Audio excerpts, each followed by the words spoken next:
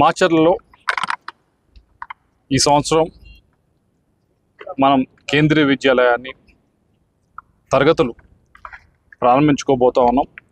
తరగతులు ప్రారంభించాలి అంటే రెండు ప్రధానమైనవి కావాలని చెప్పి కేంద్రీయ విద్యాలయ సంఘటన వాళ్ళు అడగడం జరిగింది. ఒకటి టెంపరరీ క్యాంపస్, ఒకటి మరొకటి పర్మనెంట్ క్యాంపస్ కట్టాలి అంటే దానికి సంబంధించి ల్యాండ్ని కూడా చూపించండి అని చెప్పి కోరటం జరిగింది.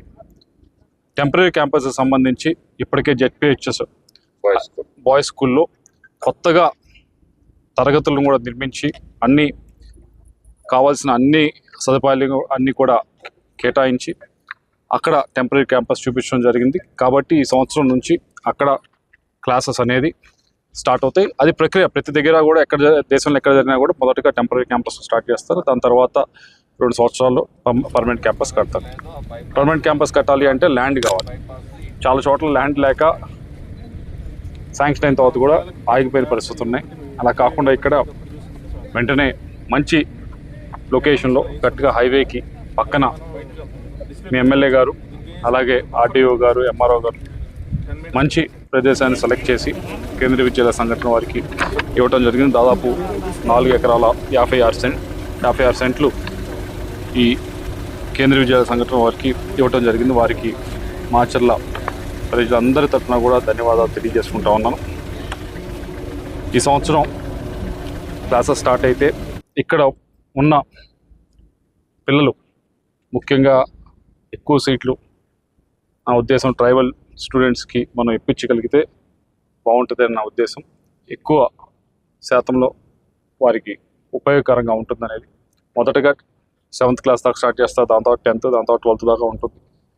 మంచి క్వాలిటీ ఎడ్యుకేషన్ అనేది కూడా దొరుకుతుంది. కాబట్టి ఈ సంవత్సరం నుంచి ఈ సదుపాయాన్ని అందరూ కూడా ఉపయోగించుకోవాలని చెప్పి కోరుతా ఉన్నాను.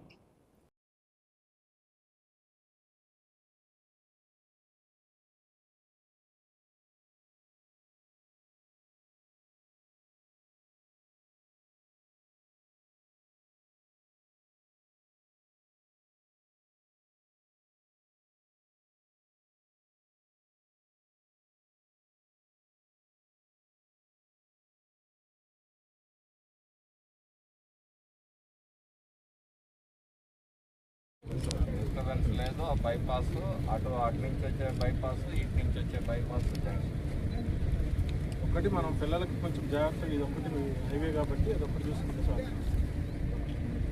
ఈ హైటెన్షన్ లైన్స్ ఉన్నాయి సార్ ఇక్కడ, అది మనం బయట డిస్ప్లే అవును సార్. దీనికి ఏంటంటే కొంచెం బఫర్ పెట్టింది సార్, 10 మీటర్స్ పెట్టింది సార్.